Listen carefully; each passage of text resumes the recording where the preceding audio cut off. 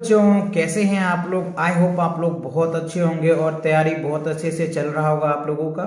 तो last lecture बच्चों मैंने रिफ्लेक्शन ऑफ लाइट यानी प्रकाश का परावर्तन और अपवर्तन पे हमने काफी इंपॉर्टेंट क्वेश्चन करवाए। 5 इयर्स के क्वेश्चन जो एग्जाम में पूछे गए थे उन क्वेश्चनों को मैंने आपको प्रैक्टिस करवाया था और वहां मैंने आपको बताया भी था कि कैसे देखो मल्टीपल टाइम क्वेश्चन पूछे चैप्टर के साथ आपके साथ आ गए हैं।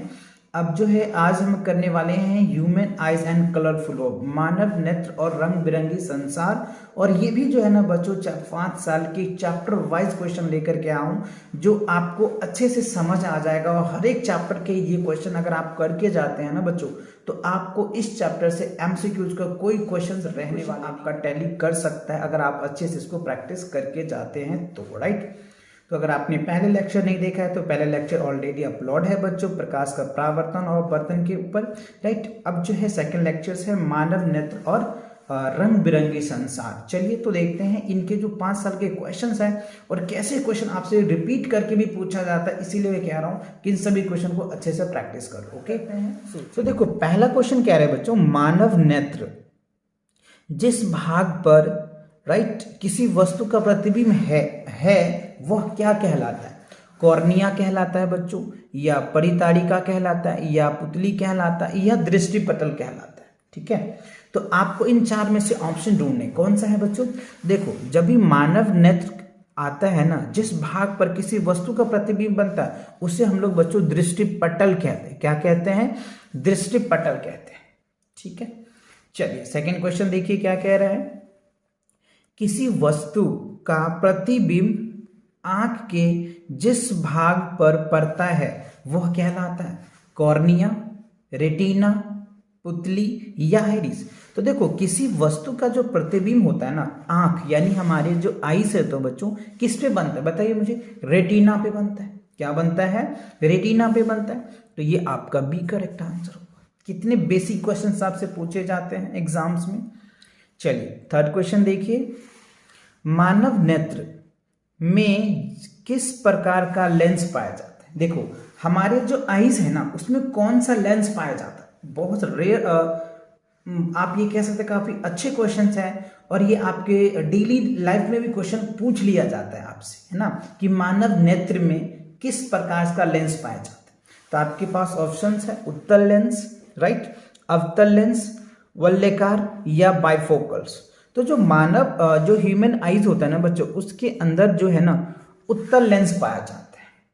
ठीक है, क्या पाया जाता है, उत्तल लेंस, है ना, कन्वेक्स। ठीक है, कन्वेक्स। ओके चलिए नेक्स्ट क्वेश्चन नंबर 4 देखो, स्पेक्ट्रम प्राप्त करने के लिए किसका उपयोग किया जाता है। देखो स्पेक्ट्रम जब हम प्राप्त करते हैं ना, आप कंसेप्ट लेक्चर में ये सारी चीजें मैंने डिस्कस कर रखा है बच्चों। जैसे ये हमने एक प्रिज्म ले लिया, राइट, जब प्रिज्म पे श्वेत प्रकाश को बांटते हैं ना तो इस तरीके से ये क्या होता है, यहाँ हम स्पेक्ट्रम यानी स्क्रीन लगा देते हैं तो ये 7 कलर में डिवाइड कर देता है ना, तो क्या होता है, प्रिज्म होता है। तो आपका प्रिज्म क्या होगा, करेक्ट आंसर आएगा। चलिए अब क्वेश्चन नंबर 5 देखते हैं। क्वेश्चन नंबर 5 में देखो क्या कह रहा है, दृश्य प्रकाश में किस वर्ण का तरंग दैर्ध्य अधिक होता है। क्या कह रहा है, दृश्य प्रकाश में तरंग दैर्ध्य किसका अधिक होता है। आपके पास ऑप्शन है बैगनी का, लाल का, नीला का या पीला का। तो बच्चों आप ये जैसे श्वेत प्रकाश अभी देखा है तो आपने वेवेग्योर याद किया होगा, है ना, वेवेग्योर, राइट। तो वेवेग्योर लास्ट में क्या आता है, रेड आता है, तो रेड का सबसे ज्यादा होता है तो रेड आ जाएगा यानी लाल आ जाएगा। नेक्स्ट क्वेश्चन नंबर 6 में देखिए क्या है, सामान्य नेत्र के लिए सुस्पष्ट दर्शन की न्यूनतम दूरी होती है, यानी किसी भी इमेज को यानी किसी भी ऑब्जेक्ट को देखने के लिए कम से कम यानी मिनिमम डिस्टेंस कितना होता है, मिनिमम दूरी क्या होता है बच्चों, 25 सेंटीमीटर होता है। तो सी आपका करेक्ट आंसर होगा।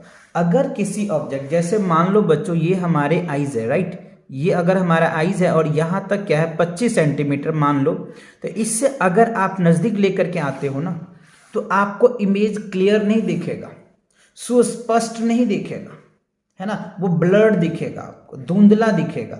इसीलिए कम से कम किसी ऑब्जेक्ट को देखने के लिए या इमेज बनाने के लिए जो भी कह लीजिए आप, कम से कम 25 सेंटीमीटर तो रखना पड़ेगा।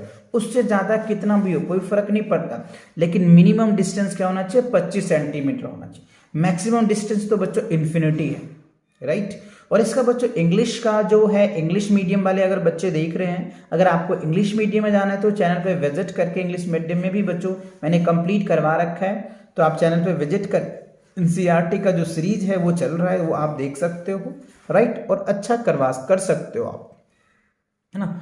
चलो इस चैनल पे बच्चों साइंस जो है ना दोनों मीडियम्स में आपको पढ़ाऊंगा, मैथ इंग्लिश में भी पढ़ाऊंगा और हिंदी में भी करवाऊंगा, राइट। तो हिंदी का सीरीज चल रहा है, इंग्लिश का ऑलरेडी कई वीडियो मैंने अपलोड कर रखा है, तो कई बच्चों का डिमांड था कि सर हिंदी में भी करवाइए, राइट। तो आपके लिए बच्चों हिंदी में भी मैं लेकर के आ गया हूँ। सो क्वेश्चन नंबर 7 में देखिए क्या कह रहा है, जो नेत्र निकट स्थित वस्तु को साफ नहीं देख सकता उस नेत्र में होता है। देखो कह रहा है कि जो वस्तु, यानी जो वस्तु है ना, स्थित वस्तु, जो वस्तु क्या है यहाँ पे देखो, स्थित वस्तु साफ साफ नहीं दिखता, यानी जो वस्तु नेत्र, कह रहे जो नेत्र, सॉरी अगेन रिपीट कर रहे हैं बच्चों, जो नेत्र निकट स्थित वस्तु को साफ नहीं देखता है, यानी जो वस्तु निकट के वस्तु को नहीं देख पाता, यानी जो आंख निकट के वस्तु को नहीं देखता है ना, उसे कौन सा दोष होता है। देखो ऑप्शन में दे रखा है दूरदृष्टि दोष, निकट दृष्टि दोष, जरा दृष्टि दोष या वर्णघाटा। तो जो वस्तु निकट के वस्तु को नहीं देख पाता है ना, उसे दूरदृष्टि दोष होता है। क्या होता है, दूरदृष्टि दोष। थोड़ा सा उल्टा लग रहा है ना कि निकट के वस्तु नहीं देख रहा है तो निकट दृष्टि दोष होना चाहिए ना, यही पे बच्चों कंफ्यूज करते हैं बहुत बच्चे। मैं भी कई बार रिपीट कर रहा हूँ ना इस चीज क्वेश्चन को, तो ये चीज ध्यान रखना आप, जब भी निकट वस्तु को अगर क्लियर नहीं देखता है ना तो उसे दूरदृष्टि दोष होता है, और जिसको दूर की वस्तु दूरदृष्टि दोष होगा वो निकट की वस्तु नहीं देखते हैं। ये चीजें आपको ध्यान रखनी है अच्छे से, ठीक है। चलिए आगे के क्वेश्चन को देख लेते हैं। खरे अंतरिक्ष यात्री को आकाश प्रतीत होता है। अगर मान लो कोई एस्ट्रोनॉट है और वो चंद्रमा पे गए, तो चंद्रमा से अगर वो नीचे आकाश, कह रहे हैं ना, चंद्रमा पर खड़े अंतरिक्ष यात्री को आकाश कैसा दिखता है ना, यानी चंद्रमा पे कोई अंतरिक्ष यात्री यानी एस्ट्रोनॉट गया और वहां से वो अगर स्काई को देखता है तो उसको कैसा दिखाई देता है, राइट। नीला दिखाई देता है, उजला दिखाई देता है, लाल दिखाई देता है या काला दिखाई देता है। तो आंसर बच्चा होगा काला, है ना। क्या होता है, ब्लैक दिखाई देता है। जब भी कोई एस्ट्रोनॉट अगर चंद्रमा से देखते हैं ना स्काई को तो उसको काला दिखाई देता है। निकट दृष्टि दोष, अब देखो निकट दृष्टि दोष का निवारण किस लेंस से होता है। तो देखो निकट दृष्टि दोष का निवारण जो होता है ना बच्चों, अवतल लेंस से होता है, ये आप याद रखेंगे, है ना। निकट दृष्टि दोष का जो निवारण होता है ना अवतल लेंस होता है, और दूर दृष्टि दोष का निवारण उत्तल लेंस से होता है। तो ये चीज आपको ध्यान रखना है, कंफ्यूज नहीं होना है। चलिए क्वेश्चन नंबर 10 देख लेते हैं क्या कह रहे हैं। स्पेक्ट्रम में किस रंग का किरण का झुकाव सबसे अधिक होता है ना। स्पेक्ट्रम में सबसे जो झुकाव अधिक किसका होता है बच्चों, रेड कलर का होता है ना। क्या होता है, लाल रंग का होता है। अभी मैंने आपको प्रिज्म बना के दिखाया भी था। तो ये स्पेक्ट्रम वाला क्वेश्चन काफी इंपॉर्टेंट, देखो रिपीट हो रहा है, इससे पहले भी क्वेश्चन पूछा था फिर से रिपीट हो गया ये, है ना, क्योंकि मल्टीपल टाइम रिपीट हुआ है तो आप इन्हें अच्छे से याद कर लेंगे। क्लियर। चलिए अगला क्वेश्चन देखिए, क्वेश्चन नंबर 11 में क्या कह रहा है, प्रकाश के किस रंग का तरंगदैर्घ्य सबसे अधिक होता है। तो देखो सबसे तरंगदैर्घ्य किसका होता है, रेड का होता है, इसीलिए तो रेड का ही तो होता है। इसीलिए बच्चों आप देखते होंगे जब सन राइज करता है तब आपको रेड कलर दिखता है, या सन जब सेट करता है तब भी रेड कलर दिखता है। रीजन क्या है, उसका जो है ना तरंगदैर्घ्य सबसे अधिक है। जितने भी आपने पढ़ा है वेविग्यूर में, जो आपने पढ़ा है 7 कलर्स, 7 कलर में से सबसे ज्यादा जो तरंगदैर्घ्य यानी वेवलेंथ जो होता है ना रेड कलर का होता है। तो रेड कलर का अगर वेवलेंथ ज्यादा होता है तो वो सबसे पहले दिख जाता है, इसीलिए हम रेड कलर लगाते हैं। क्लियर। और सबसे कम जो होता है वो बच्चों वेविग्यूर बैगनी का होता है, ये आप ध्यान रखना है ना। सबसे कम अगर पूछा जाता है तो बैगनी पूछते, बैगनी को लगाते, और सबसे अधिक पूछा जा रहा है इसलिए हमने लाल कलर का लगाया। ठीक है, तो ये 2 क्वेश्चन आपके साथ एक साथ हो गए। चलिए अब क्वेश्चन नंबर 12 को देख लेते हैं। 12 में क्या कह रहा है, किस दृष्टि दोष का किस, अब ध्यान से यहां पे समझिए, किस दृष्टि दोष को अवतल और उत्तल दोनों लेंस से बने द्विफोक्सी लेंस का संयोजित किया जा सकता है।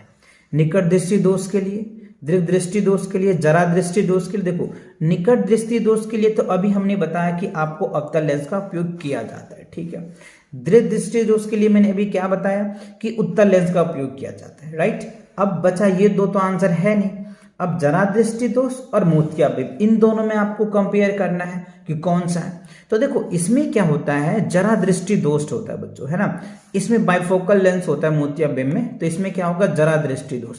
जरा दृष्टि दोष में क्या होता है, अवतल लेंस और उत्तल लेंस दोनों लेंस से बने द्विफोक्सी लेंस का उपयोग किया जाता है ना, उसका इमेज क्लियर बनाने के लिए। तो क्या होगा, जरा दूरदृष्टिता, है ना। तो ये चीजें आपको ध्यान रखनी है। चलिए क्वेश्चन नंबर 13 देखिए क्या कह रहा है। क्वेश्चन नंबर 13 में क्या कह रहा है बच्चों, जब सूर्य का प्रकाश वायुमंडल से गुजरता है ना, जब सूर्य का प्रकाश वायुमंडल से गुजरता है तो वायु के सूक्ष्म कण, है ना, यानी माइक्रोस्कोपिक पार्टिकल्स किस रंग के प्रकाश को अधिक प्रबलता देता है, प्रकीकरण करते हैं, यह प्रबलता से प्रकीकरण करते हैं, है ना, स्कैटरिंग करता है, किसका होता है ये आपको बताने हैं। तो देखो अगर आप ध्यान से देखोगे तो नीला कलर्स होता है बच्चों, है ना। क्या होता है, स्कैटरिंग जब करता है ना, स्कैटरिंग ऑफ लाइट जो होता है ना, वो क्या होता है, ब्लू कलर का हो जाता है, ठीक है। तो आपको प्रबलता से प्रकीर्णन करता है किसका, नीला कलर का। तो ध्यान रखना अच्छे से, क्वेश्चंस काफी इंपॉर्टेंट है और ये कई बार पूछे जा चुके हैं ना। मैंने ईयर्स लिखा नहीं है कि कितने बार पूछा जा चुका है, तो आप इन चीजों को ध्यान रखना। जितने भी क्वेश्चन करवा रहे हैं ना बच्चों, ये सभी क्वेश्चन जो है ना आपको बोर्ड एग्जाम में आ चुके हैं, पूछे जा चुके हैं, और एक बार नहीं मल्टीपल टाइम पूछे जा चुके हैं, है ना। तो इन क्वेश्चनों को आप अच्छे से प्रैक्टिस कीजिएगा, अच्छे से लर्न कीजिएगा, है ना। अगर अच्छे से लर्न होता है तो आई होप आपको साइंस के जो एमसीक्यूज क्वेश्चन है ना, आपको सारे क्वेश्चन, एक भी क्वेश्चन नहीं छोड़ोगे अगर आप अच्छे से ये लर्न करके जाते हो तो, ठीक है। चलिए अब देखते हैं बच्चों नेक्स्ट क्वेश्चन क्या कह रहा है, 1 एंगस्ट्रॉन का मान क्या होता है।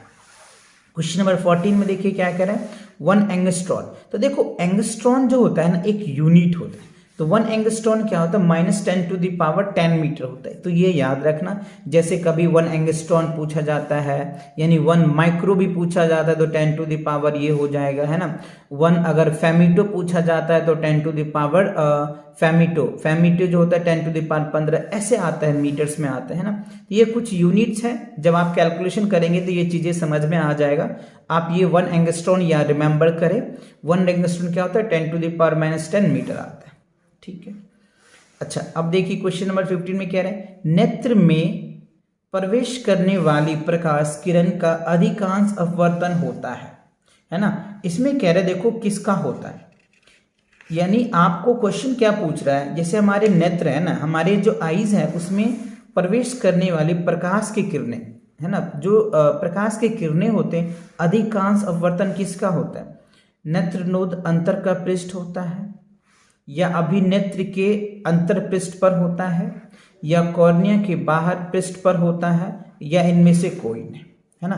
तो इसमें क्या होगा बच्चों आपको बताना है, तो क्या रिजल्ट आएगा, कॉर्निया के बाहर पृष्ठ पे होता है बच्चों, क्या होगा, कॉर्निया के बाहर पृष्ठ पे होता है। तो सी इज द करेक्ट आंसर।